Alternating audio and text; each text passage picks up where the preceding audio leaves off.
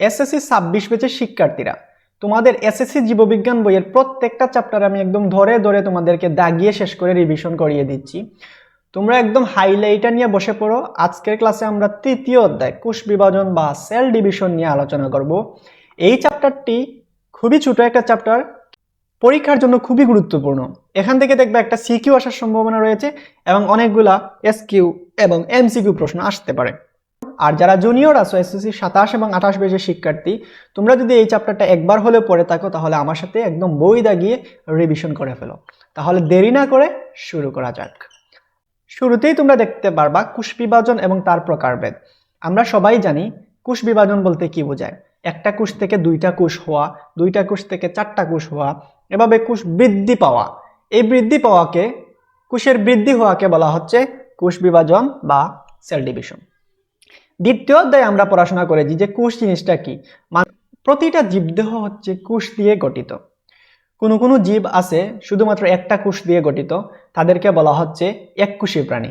যাদের পুরা দেহটা একটা কোষ দিয়ে গঠিত তাদেরকে বলা হচ্ছে কি এককোষী প্রাণী। যেমন এককোষী প্রাণী কি হতে পারে? ব্যাকটেরিয়া, অ্যামিবা বা প্লাজমোডিয়াম। আবার মানুষ সহ অন্যান্য যে প্রাণীগুলো আছে উন্নত শ্রেণীর প্রাণী, যেমন মানুষ, বটগাছ, তারপর হচ্ছে তিমি মাছ, এগুলা হচ্ছে একটি কোষ দিয়ে জীবন শুরু হয় কিন্তু পরবর্তীতে এদের মধ্যে কোটি কোটি কোষ হয়। মানুষের মধ্যে মানুষ হচ্ছে বহুকোষী প্রাণী, বটগাছ বহুকোষী, কিন্তু শুরুর দশায় এই দেখো এখানে একটা কথা লিখছে যে বিশাল দেহি একটা বটগাছের সূচনাও ঘটে মাত্র একটি কোষ দিয়ে। পরবর্তীতে কোষ বিভাজনের মাধ্যমে একটি থেকে দুটি, চারটি, এইভাবে হাজার হাজার কোটি কোটি কোষ তৈরি হওয়ার মাধ্যমে পূর্ণাঙ্গ একটা উন্নত উদ্ভিদ বা প্রাণীর জন্ম হয় বা সৃষ্টি হয়। তাহলে আমরা একটা জিনিস মনে রাখবো যে এককোষী প্রাণীর উদাহরণ বা ইউনিসেলুলার জীবের উদাহরণ হচ্ছে ব্যাকটেরিয়া, অ্যামিবা, প্লাজমোডিয়াম, এবং বহুকোষী প্রাণীর উদাহরণ বা মাল্টিসেলুলার জীবের উদাহরণ হচ্ছে মানুষ, বটগাছ এবং তিমি মাছ। আচ্ছা, তো সাধারণত কোষ বিভাজন কত প্রকার? সাধারণত কোষ বিভাজন হচ্ছে 3 ধরনের হতে পারে। মাইটোসিস কোষ বিভাজন, মিওসিস কোষ বিভাজন এবং আরেকটা টাইপ আছে এমাইটোসিস কোষ বিভাজন। এমাইটোসিস কোষ বিভাজনটা কি? অনুন্নত জীবদেহ যেগুলা রয়েছে, অনুন্নত প্রাণী যেগুলা রয়েছে, যেমন ব্যাকটেরিয়া, ভাইরাস, এগুলার মধ্যে যেই বিভাজনটা ঘটে তাকে বলা হয় এমাইটোসিস কোষ বিভাজন। আর সাধারণত প্রকৃত কোষী প্রাণী যেগুলো রয়েছে, যেগুলোর মধ্যে সুগঠিত নিউক্লিয়াস রয়েছে, সেগুলোর মধ্যে হচ্ছে মাইটোসিস কোষ বিভাজন এবং মিওসিস কোষ বিভাজন সংগঠিত হয়। আচ্ছা, তো এই চ্যাপ্টারে আমরা মাইটোসিস কোষ বিভাজন নিয়ে একটু ডিটেলস আলোচনা করব। মাইটোসিস কোষ বিভাজনের সাধারণত 5টা পর্যায় রয়েছে: prophase, prometaphase, metaphase, anaphase, telophase. এইগুলো খুব ভালোভাবে রপ্ত করতে পারলে আমাদের এই চ্যাপ্টারে পড়া খুব সহজেই শেষ। এবং মিওসিস কোষ বিভাজন নিয়ে অল্প একটু পড়াশোনা আছে, এগুলো শেষ করতে পারলে দেখা যাবে আমরা প্রত্যেকটা প্রশ্নেরই আনসার করতে পারবো। তো শুরুতেই শুরু করা যাক মাইটোসিস কোষ বিভাজনটা কি। মনে রাখবা মাইটোসিস কোষ বিভাজনটা সাধারণত দেহ কোষের মধ্যে সংগঠিত হয়। সাধারণত কিসের মধ্যে সংগঠিত হয়? দেহ কোষের মধ্যে। আমাদের মানুষ ছোট্টবেলা থেকে একদম বড় হয়, প্রথমে শিশু অবস্থা, তারপর মানুষ বড় হয়। এই যে বড় হওয়ার পিছনে দায়ী হচ্ছে মাইটোসিস কোষ বিভাজন। এর মাধ্যমে আমাদের দেহকোষ বৃদ্ধি পায়, আর দেহকোষ বৃদ্ধি পাওয়ার ফলে প্রাণীর বৃদ্ধি ঘটে বা বড় হয়। তো শুরুতে এই সংজ্ঞাটা আমরা একটু দেখব যে এই কোষ বিভাজন প্রক্রিয়ায় প্রকৃত বা সুকেন্দ্রিক কোষ একটি ধারাবাহিক প্রক্রিয়ায় বিভক্ত হয়ে দুইটা অপত্য কোষ তৈরি করে। অর্থাৎ একটা কোষ বিভাজিত হয়ে একটা থেকে দুইটা অপত্য কোষ বা ডটার সেল তৈরি করে। একটা মাদার সেল থেকে দুইটা ডটার সেল, অর্থাৎ নতুন দুইটা অপত্য কোষ তৈরি করে, একটা থেকে দুইটা। মাইটোসিসের নিউক্লিয়াস প্রায় সমানভাবে একবার বিভাজিত হয়। তার মানে আরেকটা ইনফরমেশন পেলাম যে মাইটোসিসের নিউক্লিয়াস সমানভাবে একবার বিভাজিত হয়। নিউক্লিয়াসের প্রতিটি ক্রোমোজোমও একবার বিভাজিত হয়।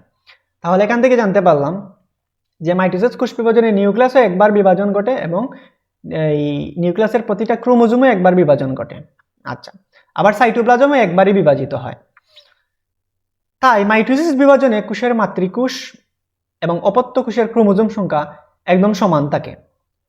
যেহেতু একবার একবার করে বিভাজন করছে, তাহলে কি হয়? মাইটোসিস বিভাজনে মাতৃকোষ এবং অপত্য কোষের ক্রোমোজোম সংখ্যা সমান থাকে। আচ্ছা, যার ফলে ডিএনএ এর পরিমাণও সমান থাকে।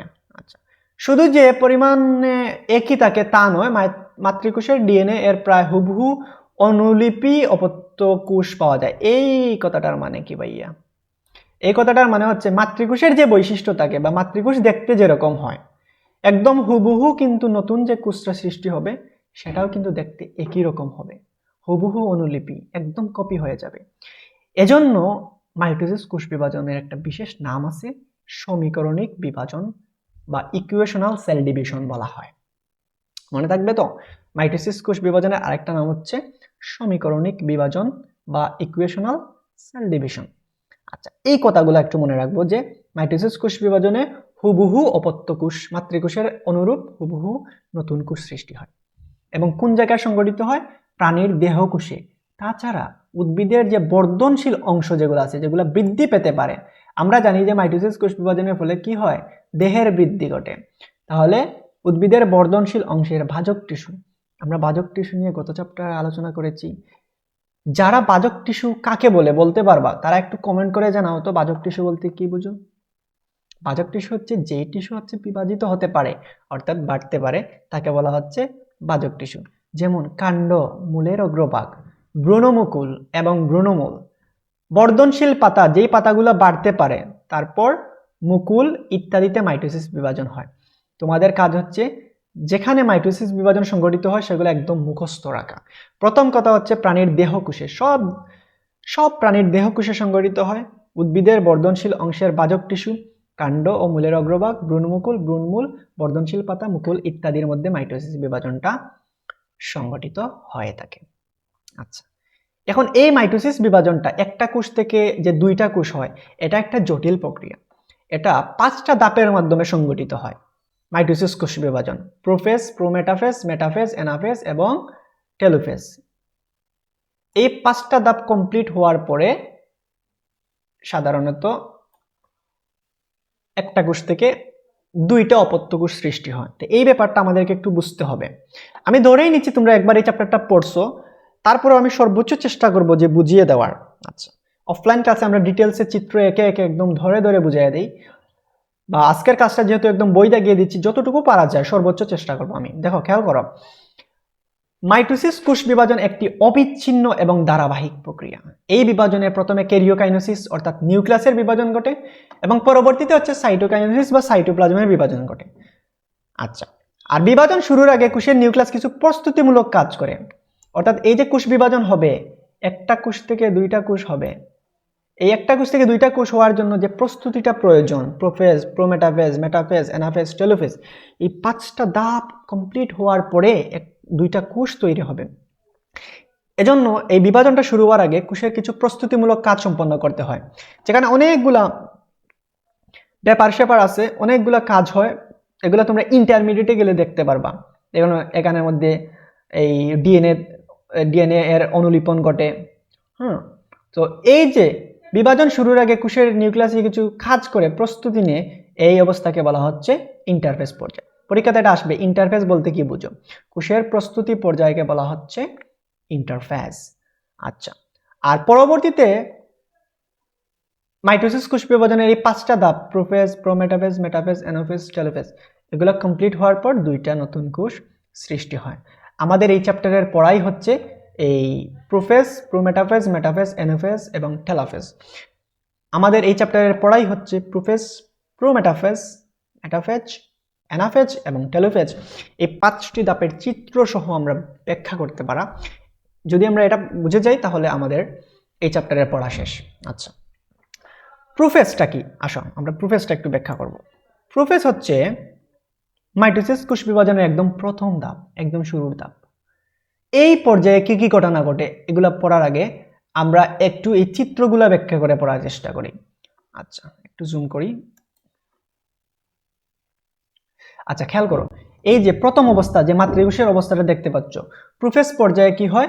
একটা নিউক্লিয়াস আকারে সবচেয়ে বড় হয়। এই দেখো, নিউক্লিয়াস, কোষের ভিতরে যে নিউক্লিয়াসটা আকারে সবচেয়ে বড়, আমরা এই পাশে দেখতে পাচ্ছি নিউক্লিয়ার মেমব্রেন, তারপরে নিউক্লিওলাস দেখতে পাচ্ছি, এবং নিউক্লিওলাসকে কেন্দ্র করে অনেকগুলা সুতার মতো জালিকাকার হচ্ছে ক্রোমাটিন দেখতে পাচ্ছি। আচ্ছা, নিউক্লিয়ার রেটিকুলাম বা ক্রোমাটিন জালিকা দেখতে পাচ্ছি, একদম পেঁচানো সুতার মতো, একদম জালের মতো। তার পরবর্তী দশায় কি হয় জানো? জল বিয়োজনের ফলে এই ক্রোমাটিন চালিকাগুলো হচ্ছে খাটো এবং মোটা হয়। দেখো খেয়াল করো যে আগে ছিল অনেক আঁকানো বাঁকানো পেঁচানো, তারপর একটু খাটো এবং মোটা হয়েছে এবং কিছুটা আগের চাইতে বেশি দেখা যাচ্ছে বা দৃষ্টিগোচর হচ্ছে। আচ্ছা, তাহলে এই যে ক্রোমাটিন চালিকা থেকে পরবর্তী দশায় কি খাটো এবং মোটা হয়ে ক্রোমোজোমে পরিণত হয়। তাহলে ক্রোমাটিন চালিকা থেকে কি পরিণত হলো? প্রথম অবস্থায় হচ্ছে ক্রোমোজোমে পরিণত হলো।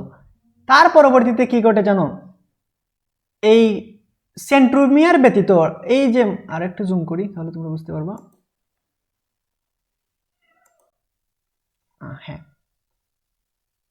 এই যে দেখতে পাচ্ছ যে সেন্ট্রোমিয়ার ব্যতীত হচ্ছে লম্বালম্বি দুই ভাগে বিভক্ত হয়ে যায়। এই দেখো এখানে খেয়াল করো, ক্রোমোজোমগুলো যে মাঝ বরাবর কেটে দুই ভাগে বিভক্ত হয়ে দুইটা ক্রোমাটিড গঠন করছে। তাহলে ক্রোমোজোমগুলো মাঝ বরাবর সেন্ট্রোমিয়ার ছাড়া মাঝ বরাবর একদম বিভাজিত হয়ে দুইটা কি তৈরি করছে? ক্রোমাটিড তৈরি করছে। এই ঘটনাগুলো হচ্ছে প্রোফেজের মধ্যে ঘটে। আমরা একটু ব্যাখ্যা করি, দেখো কি লেখা আছে। এই পর্যায়ে কোষের নিউক্লিয়াস আকারে বড় হয়। তাহলে এটা আমরা বুঝলাম। ক্রোমোজোমগুলো আস্তে আস্তে সংকুচিত হয়ে মোটা এবং খাটো হয়। এটা আমরা দেখতে পেলাম 2 নম্বর ধাপে যে ক্রোমাটিন জালিকাগুলো মোটা এবং খাটো হয়ে ক্রোমোজোমে পরিণত হয়েছে এবং ক্রোমোজোমের এই পরিবর্তনের কারণ হিসেবে বিবেচনা করা হয় পানি বিয়োজনকে। আচ্ছা, এইখানে একটা তথ্য দেওয়া আছে, একটু খেয়াল করো যে ক্রোমোজোমের সেন্ট্রোমিয়ার ব্যতীত লম্বালম্বি দুইভাবে বিভক্ত হয়ে দুইটা ক্রোমাটিড উৎপন্ন করে। ঠিক তো?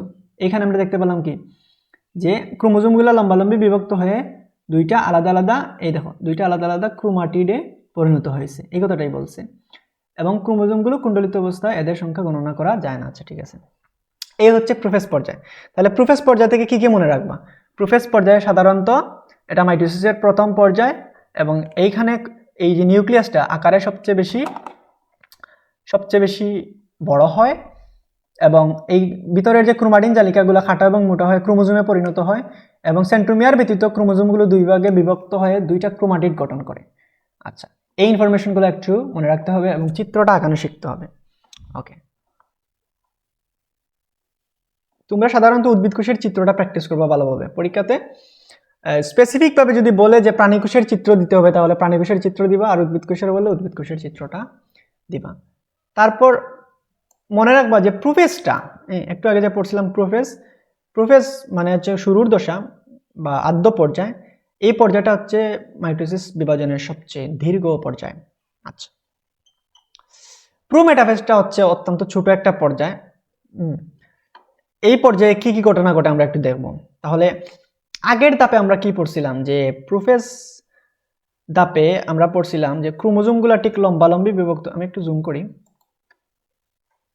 দেখো লম্বালম্বি বিভক্ত হয়ে কি করছে? দুইটা ক্রোমাটিড গঠন করছে। এই দেখো লম্বালম্বি বিভক্ত হয়ে দুইটা ক্রোমাটিড গঠন করেছে, লম্বালম্বি বিভক্ত হয়ে দুইটা ক্রোমাটিড গঠন করেছে সেন্ট্রোমিয়ার ব্যতীত। আচ্ছা, এখন এই পর্যায়ে যে ঘটনা ঘটবে, এই যে দেখতে পাচ্ছ নিউক্লিয়ার মেমব্রেন, এটা বিলুপ্ত হওয়া শুরু করছে। নিউক্লিয়ার মেমব্রেনটা বিলুপ্ত হওয়া শুরু করছে এবং নিউক্লিওলাস বিলুপ্ত হওয়া শুরু করছে একদম। এগুলো দেখা যাবে যে মেটাফেজ ধাপে গিয়ে এগুলো একদম সম্পূর্ণ বিলুপ্ত হয়ে যাবে। আচ্ছা, আর এই যে অংশটা এবং এই অংশটার মধ্যে স্পিন্ডল যন্ত্রের সৃষ্টি হবে। এই মেরু অঞ্চল, এটাকে বলা হয় মেরু অঞ্চল, এই অংশকে মেরু অঞ্চল, এটাকে বলা হচ্ছে মেরু অঞ্চল এবং এই মেরু অঞ্চলে স্পিন্ডল যন্ত্রের সৃষ্টি হয়। মেরু অঞ্চলে কি হয়? স্পিন্ডল যন্ত্র। দেখো এখানে স্পিন্ডল যন্ত্রের সৃষ্টি হয়েছে। স্পিন্ডল যন্ত্র থেকে এই যে সুতার মতো এগুলো দেখতে পাচ্ছ, এগুলোকে বলা হচ্ছে স্পিন্ডল তন্তু বা স্পিন্ডল সুতা। আচ্ছা, দেখো এইখানে কি ঘটনা ঘটে। আচ্ছা, আর একদম মাঝ বরাবর যে অঞ্চলটা, একদম মাঝ বরাবর, এটাকে বলা হচ্ছে বিষুবীয় অঞ্চল বা ইকুয়েটর অঞ্চল। বিষুবীয় অঞ্চল বা ইকুয়েটর অঞ্চল, এই মাঝ বরাবর অংশটাকে। তাহলে মাঝ বরাবর বিষুবীয় অঞ্চল আর দুই মাথায় হচ্ছে মেরু অঞ্চল। ওকে, আর দুই মাথায় মেরু অঞ্চলে কি সৃষ্টি হয়? স্পিন্ডল যন্ত্রের সৃষ্টি হয়। ওকে, তারপর কি ঘটনাগুলো ঘটে একটু দেখব। আচ্ছা, আর এই যে তন্তুগুলা, স্পিন্ডল যন্ত্র সৃষ্টি হয়েছে, আর এই যে তন্তুগুলা সুতার মতো, এগুলোকে বলা হচ্ছে স্পিন্ডল তন্তু বা স্পিন্ডল ফাইবার। আচ্ছা, এখন এখানে খেয়াল করে দেখো, আমি একটু জুম করে দেখাই তোমাদেরকে। এখানে খেয়াল করে দেখো যে কিছু কিছু ক্রোমোজোমগুলা, এগুলোকে বলা হয় ক্রোমোজোম। এই ক্রোমোজোমের যে সেন্ট্রোমিয়ার, এই সেন্ট্রোমিয়ারটা কিন্তু এই স্পিন্ডল তন্তুর সাথে সরাসরি সংযুক্ত। আপনারা দেখতে পাচ্ছেন কিনা না যদি এই স্পিন্ডল সুতার সাথে বা স্পিন্ডল ফাইবারের সাথে বা তন্তুর সাথে এই ক্রোমোজোমের সেন্ট্রোমিয়ার সরাসরি সংযুক্ত থাকে, তখন এটার একটা বিশেষ নাম আছে। এটার নাম হচ্ছে আকর্ষণ তন্তু বা ট্রাকশন ফাইবার। ক্রোমোজোমের সেন্ট্রোমিয়ার স্পিন্ডল যন্ত্রের কিছু নির্দিষ্ট তন্তুর সাথে যদি সংযুক্ত হয়, তখন এটাকে কি বলা হয়? আকর্ষণ তন্তু অথবা ট্রাকশন ফাইবার। আচ্ছা, ঠিক আছে, এই ব্যাপারগুলা। আর এই ধাপে বা প্রোমেটাফেজ ধাপে এই যে সেন্ট্রোমিয়ারগুলো একটু আন্দোলিত হয় বা একটু নড়াচড়া করে, একটু নাচানাচি করে। তো এই যে ক্রোমোজোমগুলো প্রোমেটাফেজ দশায় একটু নাচানাচি করে, এই ব্যাপারটাকে বলা হয় ক্রোমোজোমাল নৃত্য বা ক্রোমোজোমাল ডান্স। ওকে, এই ব্যাপারটা জানা তোমাদের উচিত। আচ্ছা, ইন্টারমিডিয়েটে গেলে জানতে পারবো আরো ডিটেলসে। তাহলে কিন্তু এরই মাধ্যমে কিন্তু আমাদের কি এই প্রোমেটাফেজটা শেষ হয়ে গেল। এখানে আর একটা টার্ম আছে এস্টার রে। এই দেখো, খেয়াল করো, এস্টার রে জিনিসটা কি জানো? এই দেখো, খেয়াল করো, প্রাণীকোষের মধ্যে স্পিন্ডল যন্ত্র থেকে কিছু রশ্মি বিচ্ছুরিত হয়ে দেখো, দেখা যাচ্ছে যে রশ্মি বিচ্ছুরিত হচ্ছে প্রাণীকোষের মধ্যে স্পিন্ডল যন্ত্র থেকে। এইটাকে বলা হয় এস্টার রে। এটা একটু পড়বা। ওকে, তারপর আমরা মেটাফেজে চলে গেলাম। মেটাফেজ এর বাংলা হচ্ছে মধ্য পর্যায়। মেটাফেজের বাংলা কি? মধ্য পর্যায়। আমরা একটু চিত্র বুঝে পড়ার চেষ্টা করি। এই দেখো, খেয়াল করো, এই মেটাফেজ পর্যায়ে আসার পর আমরা একটা ঘটনা লক্ষ্য করলাম। প্রথমে শুরুতে আমাদের যে নিউক্লিয়ার মেমব্রেন ছিল, এটার সম্পূর্ণ বিলুপ্তি ঘটছে, এবং নিউক্লিয়ার লাস ছিল, এটারও সম্পূর্ণ বিলুপ্তি ঘটেছে। এবং এই যে ক্রোমোজোমগুলা একদম মাঝ বরাবর অবস্থান করছে, খেয়াল করছো? মাঝ বরাবর, অর্থাৎ বিষুবীয় অঞ্চল। এই অঞ্চলটাকে কি বলা হয়? এই অঞ্চলটাকে বিষুবীয় অঞ্চল বলা হয় না? এই মাঝ বরাবর। এবং খেয়াল করো, ক্রোমোজোমগুলো একদম মাঝ বরাবর সমান্তরালভাবে বিন্যস্ত হয়েছে। আচ্ছা, তাহলে মেটাফেজ পর্যায়ের সবচেয়ে প্রধান বৈশিষ্ট্য কোনটা? এই যে প্রত্যেকটা ক্রোমোজোমগুলা আরো বেশি খাটো হবে এবং আরো বেশি মোটা হয়ে একদম বিষুবীয় অঞ্চলে অবস্থান করবে। এই ইনফরমেশনটা একটু মনে রাখবা। আচ্ছা, তাহলে দেখো, প্রতিটি ক্রোমোজোম সেন্ট্রোমিয়ারের বিষুবীয় অঞ্চলে এবং বাহু দুটি মেরুমুখী হয়ে অবস্থান করে। এবং এই পর্যায়ে দেখো, এখানে লেখা আছে, এই পর্যায়ে ক্রোমোজোমগুলো সবচেয়ে বেশি মোটা এবং খাটো হয়। পরীক্ষাতে সরাসরি এমসিকিউ আসবে, ক্রোমোজোমগুলো সর্বাধিক খাটো এবং মোটা হয় কোন ধাপে? মেটাফেজ ধাপে। ক্রোমোজোমগুলো একদম বিষুবীয় অঞ্চলে অবস্থান করে কোন ধাপে? মেটাফেজ ধাপে। নিউক্লিয়ার মেমব্রেন এবং নিউক্লিয়ার লাস সম্পূর্ণ বিলুপ্তি ঘটে কোন ধাপে? মেটাফেজ ধাপে। তাহলে মেটাফেজ ধাপে অনেকগুলা ঘটনা ঘটতেছে। ইন্টারমিডিয়েট যখন যাবা, তখন দেখবা যে এখানে আরো কয়েকটা টার্মের সাথে তোমরা পরিচিত হবে। সুপার কয়েলিং, মেটাকাইনেসিস, এগুলোর সাথে পরিচিত হবা। তোমাদের এই বইয়ে এই টার্মগুলা নাই, এজন্য আমি আলোচনা করতেছি না। তাহলে এরই মাধ্যমে কিন্তু আমাদের মেটাফেজটা বুঝাই শেষ। মেটাফেজ ধাপে কি হলো? নিউক্লিয়ার মেমব্রেনের সম্পূর্ণ বিলুপ্তি ঘটলো, ক্রোমোজোমগুলো একদম মাঝ বরাবর অবস্থান করলো। খেয়াল করো, মাঝ বরাবর বা বিষুবীয় অঞ্চলে সমান্তরালভাবে অবস্থান করলো। আচ্ছা, এতটুকু ইনফরমেশন তোমাদের দিতে হবে। এবং ক্রোমোজোমগুলো সর্বাধিক খাটো এবং মোটা, অর্থাৎ সবচেয়ে বেশি স্পষ্টভাবে দেখা যাচ্ছে ওটা মেটাফেজ ধাপে। আচ্ছা, তারপর চলো আমরা এনাফেজটা বোঝার ট্রাই করি। এনাফেজ পর্যায় মানে হচ্ছে গতি পর্যায় বা দৌড়াদৌড়ি পর্যায় আমি বলে থাকি। সো ইন্টারেস্টিং জিনিস, এনাফেজ পর্যায় মানে কি? দৌড়াদৌড়ি পর্যায়। মানে এই যে একটু আগে আমরা খেয়াল করছিলাম, দেখো, খেয়াল করো, এই ক্রোমোজোমগুলো মাঝ বরাবর ছিল না? ক্রোমোজোমগুলো মাঝ বরাবর ছিল। এখন কি করবে এই ধাপে, এনাফেজ ধাপে, এই যে ক্রোমোজোমটা হচ্ছে কি করবে? এই যে সেন্ট্রোমিয়ার দুই ভাগে সমানভাবে বিভক্ত হয়ে যাবে, এখানে মাঝখানে ভেঙে যাবে। ভেঙে গিয়ে একটা অংশ এই মেরুর দিকে দৌড় দিবে, আর আরেকটা অংশ এই মেরুর দিকে দৌড় দিবে। দেখো, এই ব্যাপারটা আমরা এনাফেজে গিয়ে খেয়াল করবো। দেখছো, মাঝখানে এই সেন্ট্রোমিয়ার বরাবর মাঝখানে কি করছে? ভেঙে গেছে। দেখো, এখানে স্পষ্টভাবে দেখা যাচ্ছে ভেঙে গিয়ে একটা অংশ এই দিকে দৌড় দিছে, একটা অংশ ওই দিকে দৌড় দিছে, মানে মেরুর দিকে দৌড় দিবে। এটা হচ্ছে মেরু অঞ্চল, এটা হচ্ছে মেরু অঞ্চল। সো মেরুর দিকে দৌড় দিবে। তাহলে কি এই ধাপে কি ঘটনা ঘটে? সেন্ট্রোমিয়ার একদম মাঝ বরাবরে ভেঙে যায়, সমানভাবে ভেঙে গিয়ে, আচ্ছা, এই সেন্ট্রোমিয়ারটা মেরুর দিকে দৌড় দেয়। এক অংশ মেরুর দিকে দৌড় দেয়, অন্য অংশ অপর মেরুর দিকে দৌড় দেয়। আর তখন এই যে সেন্ট্রোমিয়ার, এই যে তীর চিহ্ন যেখানে দেখতে পাচ্ছ, এটা হচ্ছে সেন্ট্রোমিয়ার হচ্ছে মেরুমুখী থাকে, মেরুর দিকে দেখো মুখ করা, মেরুমুখী থাকে। এবং এর যে বাহু দুইটা, এই বাহু দুইটা হচ্ছে মেরু অভিমুখী থাকে। এইখানে লেখা আছে, দেখো, অপত্য ক্রোমোজোমের মেরু অভিমুখী চলনে সেন্ট্রোমিয়ার অগ্রগামী। তাহলে সেন্ট্রোমিয়ার অগ্রগামী আর বাহু দুইটা হচ্ছে অনুগামী অবস্থায় থাকে।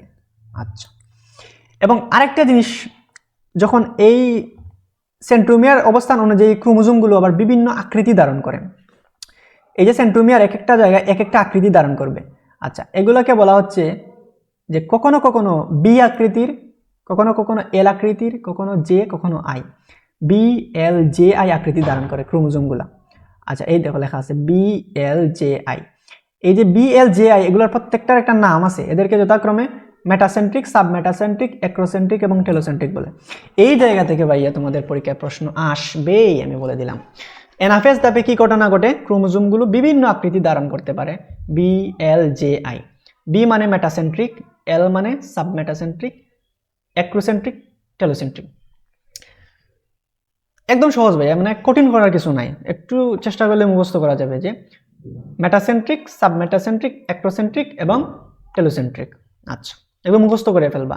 বি মানে মেটাসেন্ট্রিক, এল মানে সাবমেটাসেন্ট্রিক, জে মানে অ্যাক্রোসেন্ট্রিক এবং আই মানে টেলোসেন্ট্রিক। আচ্ছা, এই আকৃতিগুলো আর কি ধারণ করে। এনাফেজ পর্যায়ের শেষ দিকে অপত্য ক্রোমোজোমগুলো স্পিন্ডল যন্ত্রে মেরুপ্রান্তে অবস্থান নেয় এবং ক্রোমোজোমগুলোর দৈর্ঘ্য বৃদ্ধি পেতে থাকে। অর্থাৎ এই যে ক্রোমোজোমগুলা, এই ক্রোমোজোমগুলা এই মেরুতে অবস্থান করবে আর এই ক্রোমোজোমগুলা এই মেরুতে অবস্থান নেয় এবং পরবর্তীতে কি করে দেখো, লাস্টে একটা লাইন লেখা আছে ক্রোমোজোমের দৈর্ঘ্য বৃদ্ধি পেতে থাকে। আমরা মেটাফেজ পর্যায়ে সবচেয়ে কম দৈর্ঘ্য ছিল এবং সবচেয়ে খাটো এবং মোটা ছিল। পরবর্তীতে এনাফেজ ধাপে দুইভাবে বিভক্ত হয়ে দুই মেরুতে পৌঁছার পর এগুলো আবার দৈর্ঘ্য বাড়তে থাকে। আচ্ছা, তাহলে আমাদের দৌড়াদৌড়ি পর্যায়ে শেষ হয়ে গেল। এখন আমরা পড়তে হবে টেলোফেজ পর্যায়ে। টেলোফেজ পর্যায়ে মানে হচ্ছে, টেলো শব্দের অর্থ হচ্ছে শেষ পর্যায়ে, মাইটোসিস বিভাজনের শেষ পর্যায়ে। এই ধাপে সবচেয়ে ইন্টারেস্টিং ঘটনা ঘটবে। এর আগের পর্যায়ে আমরা কি পড়ছিলাম যে এই ক্রোমোজোমগুলা এই মেরুতে গেছে এবং এই ক্রোমোজোমগুলা এই মেরুতে গেছে। তো যাওয়ার পর কি ঘটনা ঘটবে? একদম ঠিক তার উল্টো, প্রোফেজের ঠিক উল্টা ঘটনা ঘটবে। এখানে কি ঘটনা ঘটছিল? এখানে কি হবে জানো, যে ক্রোমোজোমগুলা, এই যে ক্রোমোজোমগুলা খাটো এবং মোটা ছিল, এইখানে আসার পর ক্রোমোজোমগুলো আবার সরু এবং লম্বা হতে শুরু করবে। খেয়াল করো, ক্রোমোজোমগুলো কিন্তু আবার খাটো এবং মোটা থেকে সরু এবং লম্বা হয়ে গেছে। এবং এই ধাপে আবার আরো ঘটনা ঘটে, এই যে নিউক্লিয়ার মেমব্রেন এবং নিউক্লিওলাস বিলুপ্ত হয়ে গিয়েছিল, এগুলো আবার পুনঃ আবির্ভাব ঘটে, এগুলো আবার ঘটে। এই ধাপে নিউক্লিয়ার মেমব্রেন এবং নিউক্লিওলাসের আবার পুনঃ আবির্ভাব ঘটে এবং ক্রোমোজোমগুলো আবার সরু এবং লম্বা হতে শুরু করে এবং মাঝখানে একটা কুশ প্লেট গঠন করে। খেয়াল করছো? এই কুশ প্লেটটা কেন গঠন হয় জানো? এই দুইটা নিউক্লিয়াস আলাদা আলাদা তৈরি হওয়ার পর এই দুইটা নিউক্লিয়াসকে আলাদা করার জন্য মাঝখানে একটা কি হয়, কুশ প্লেট গঠন করছে। এখানে খেয়াল করো, কুশ প্লেট। আচ্ছা, আর দুই পাশে দুইটা নিউক্লিয়াস তৈরি হয়ে গেছে। এখানে নিউক্লিওলাস, নিউক্লিয়ার মেমব্রেন যা যা প্রয়োজন সবগুলো তৈরি হয়েছে। এখানে নিউক্লিয়ার মেমব্রেন, নিউক্লিওলাস যা যা প্রয়োজন হয় সবগুলা তৈরি হয়েছে। আচ্ছা, এখানে কিছু কথা আছে, এগুলো লাগবে। দেখো, নিউক্লিয়ার রেটিকুলাম গঠন করে নিউক্লিওলাসের পুনঃ আবির্ভাব ঘটে, যে কথাগুলো বলছিলাম। তারপর নিউক্লিয়ার রেটিকুলামকে ঘিরে পুনরায় নিউক্লিয়ার মেমব্রেনের সৃষ্টি হয়, ফলে দুই মেরুতে দুটি অপত্য নিউক্লিয়াস গঠিত হয়। স্পিন্ডল যন্ত্রের কাঠামো ভেঙে পড়ে তন্তুগুলো ধীরে ধীরে অদৃশ্য হয়ে যায়। আচ্ছা, আমি যে কথাগুলো বলছিলাম আর কি, যে মেরু অঞ্চলে যাওয়ার পর এই ক্রোমোজোমগুলো হচ্ছে সরু এবং লম্বা হয়ে যায়, দুইটা নিউক্লিয়াস আলাদা তৈরি হয়, নিউক্লিয়ার মেমব্রেন, নিউক্লিওলাস পুনঃ আবির্ভাব ঘটে এবং নতুন করে দুইটা কোষ সৃষ্টি হয়। মাঝখানে একটা কোষ প্লেট গঠন করে। দেখো, এখানে লেখা আছে যে টেলোফেজ পর্যায়ের শেষে বিষুবীয় তলে এন্ডোপ্লাজমিক জালিকার ক্ষুদ্র অংশগুলো জমা হয় এবং পরবর্তীতে কোষ প্লেট গঠন করে দুইটা কোষ আলাদা হয়ে যায়। পরবর্তীতে দেখো, এইখানে একটা কোষ তৈরি হয়েছে, এইখানে একটা কোষ তৈরি হয়েছে। এই জটিল প্রক্রিয়াটা, মাইটোসিস প্রক্রিয়াটা 5টা ধাপে একটা মাতৃকোষ থেকে দুইটা অপত্য কোষ সৃষ্টি হয়েছে। সো আমাকে একটু বলবা যে পারা যাবে, চিত্রগুলো একটু প্র্যাকটিস করবা। প্রোফেজ, প্রোমেটাফেজ, মেটাফেজ, এনাফেজ এবং টেলোফেজের যে 5টা চিত্র রয়েছে এগুলো তোমরা একটু ভালোভাবে লিখে প্র্যাকটিস করবা এবং লেভেলিংটা সুন্দরভাবে করবা। পরীক্ষাতে এটা আসবেই, সিকিউ প্রশ্ন আসবে এবং এমসিকিউতেও আসতে পারে। আচ্ছা,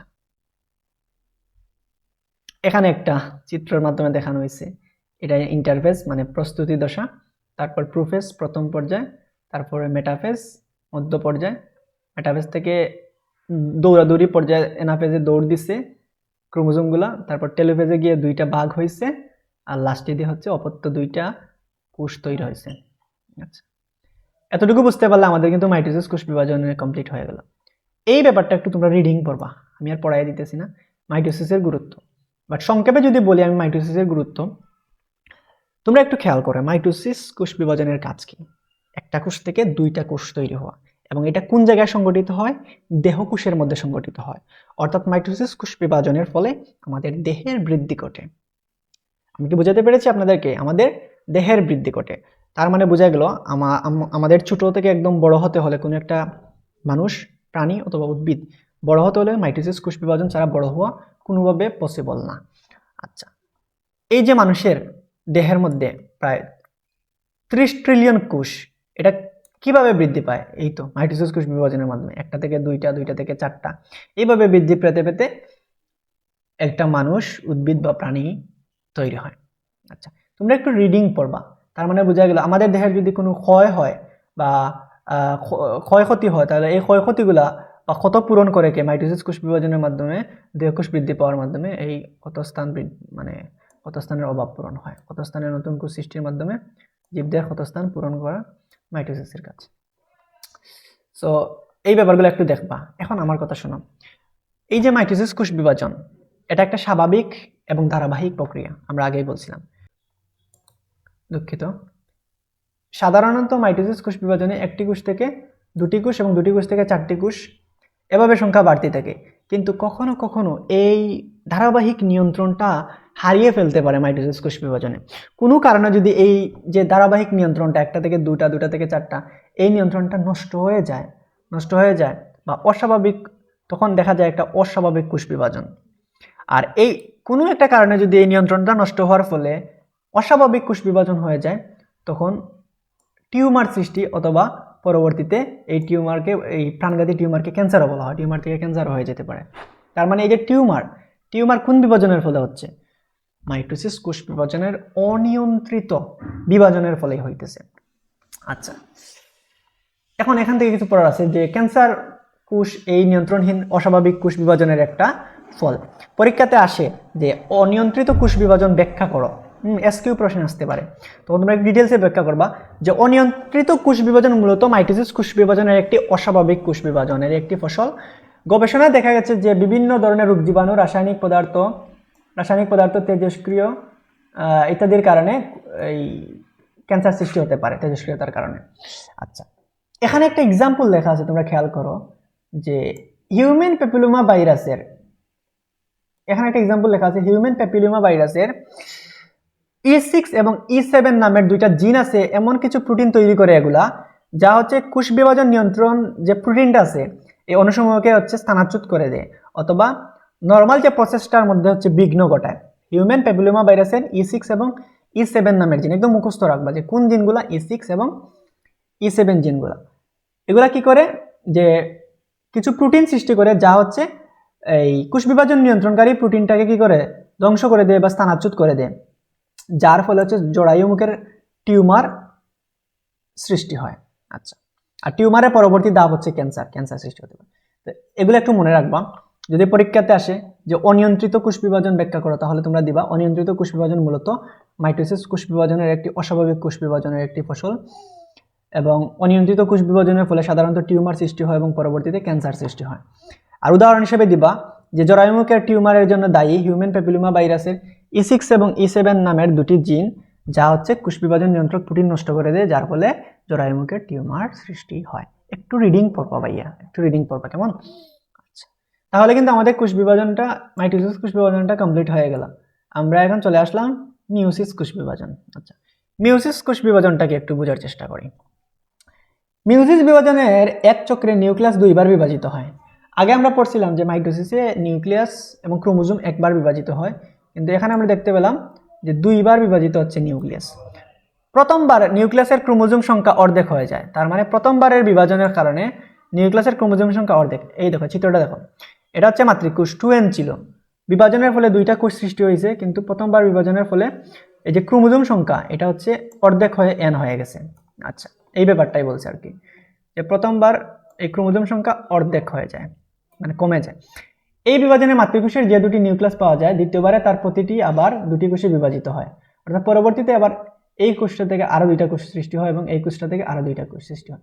অর্থাৎ মিওসিস কোষ বিভাজনে একটা কোষ থেকে টোটাল কয়টা কোষ তৈরি হয়? টোটাল 4টা কোষ তৈরি হয়। আচ্ছা, এই দেখো মিওসিস বিভাজনে মিয়োসিস বিভাজনে একটি মাতৃকোষ থেকে 4টা অপত্য কোষ পাওয়া যায় এবং প্রতিটি মাতৃকোষের অর্ধেক সংখ্যক ক্রোমোজোম ধারণ করে। কাজেই যেহেতু মাতৃকোষের ক্রোমোজোম সংখ্যা অর্ধেক কমে যায়, তাই মিয়োসিসের আরেক নাম দেওয়া হয়েছে কি, হ্রাসমূলক কোষ বিভাজন।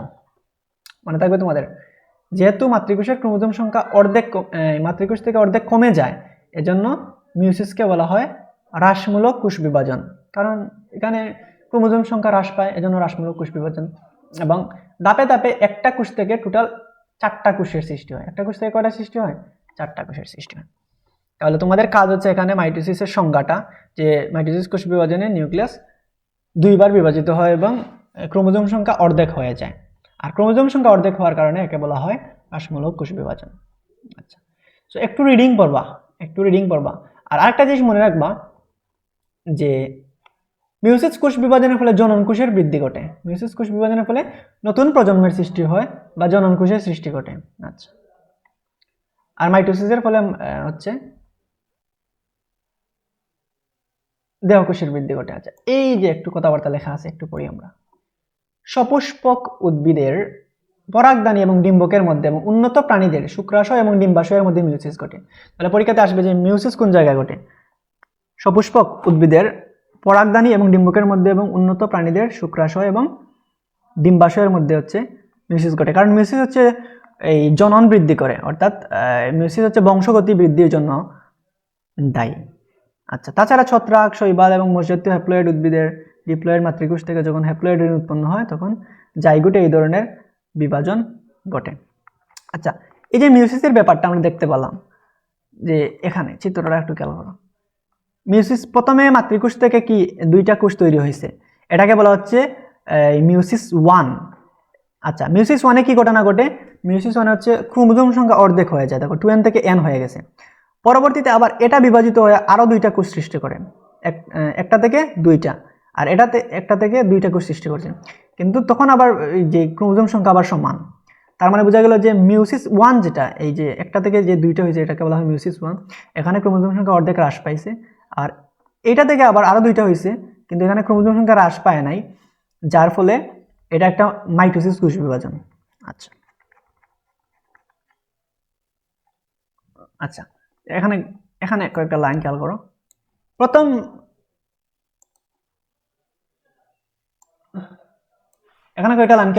প্রথম বিভাজনের সময় অপত্য কোষে ক্রোমোজোমের সংখ্যা মাতৃকোষের ক্রোমোজোম সংখ্যার অর্ধেক হয়ে যায়, একটু আগে যেটা দেখাইছি। দ্বিতীয় বিভাজনটির সময়, আমরা যখন মিয়োসিস 2 পড়ছি, দ্বিতীয় বিভাজনের সময় মাইটোসিসেরই অনুরূপ ক্রোমোজোম সংখ্যার কোনো পরিবর্তন হয় না, সমান থাকে। আচ্ছা, তার মানে মিয়োসিস 2 এক ধরনের মাইটোসিস কিন্তু। আচ্ছা, আবার দেখাই তোমাদেরকে।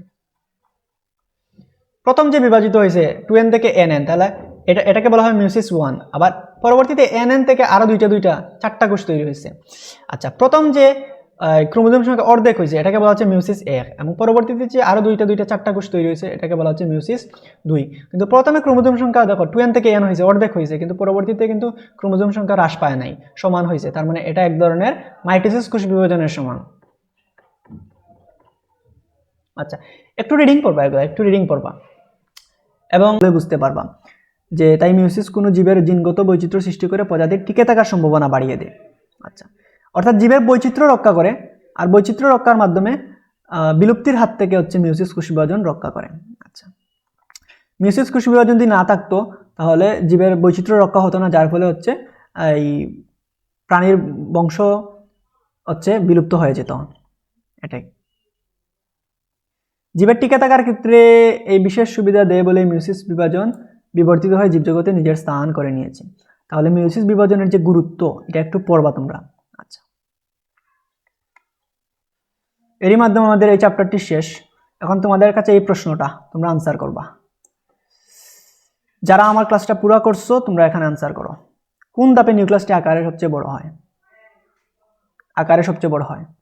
আর আরেকটা কোয়েশ্চেন করি, সেটার আনসার করবা যে মাইটোসিস কোষ বিভাজনের কোন ধাপে ক্রোমোজোমগুলো সবচেয়ে বেশি খাটো এবং মোটা হয়? আরেকটা কোয়েশ্চেন করি তোমাদেরকে, মাইটোসিস কোষ বিভাজনের কোন ধাপে BLJI আকৃতি ক্রোমোজোম ধারণ করে? আচ্ছা, এর মাধ্যমে আমাদের এই চ্যাপ্টারটি কমপ্লিট হয়ে গেল। সো ধন্যবাদ সকলকে। থ্যাঙ্কস ফর ওয়াচিং, এবং ধারাবাহিকভাবে প্রত্যেকটা ক্লাস তোমরা পেজের ভিতরে এবং ইউটিউব চ্যানেলের ভিতরে পেয়ে যাবে। কমেন্ট বক্সেও আমি এগুলা লিঙ্ক দিয়ে রাখবো। যারা বাকি ক্লাসগুলো করো নাই, তোমরা ধারাবাহিকভাবে হাইলাইটার নিয়ে বসে একদম দাগিয়ে দাগিয়ে ভালোভাবে প্র্যাকটিস করে ফেলো।